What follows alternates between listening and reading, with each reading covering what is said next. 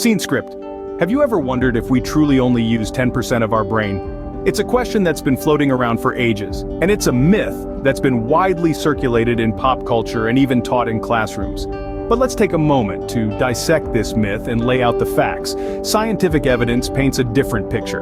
Brain imaging studies have shown us that during even the most mundane tasks like daydreaming or sleeping, activity can be detected throughout the entire brain. That's right, your brain is working hard around the clock all day, every day. Moreover, it's crucial to note that damage to almost any area of the brain can have significant and often devastating consequences.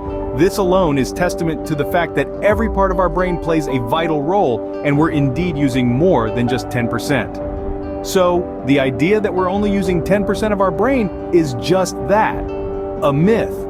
If we're using more than 10%, then how much of our brain do we actually use? Well, let's delve a bit deeper into the astounding complexity of the human brain to find out.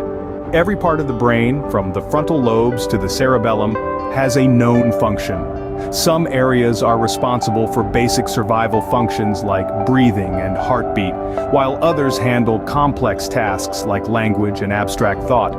When you're solving a math problem, for example, different brain regions work together in a symphony of activity.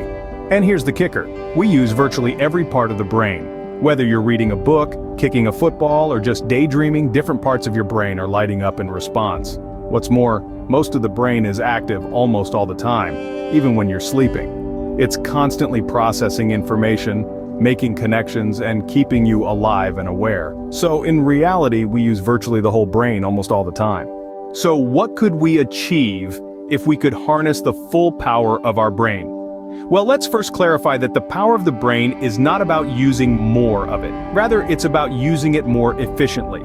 Imagine your brain as a supercomputer. It's not about having more processors, it's about making each processor work smarter, faster, and more effectively. Scientific studies have shown that brain training can improve cognitive function and plasticity. What does this mean? It means that by engaging in certain activities, we can enhance our brain's capabilities. We can get better at problem solving, improve our memory, and even enhance our creativity.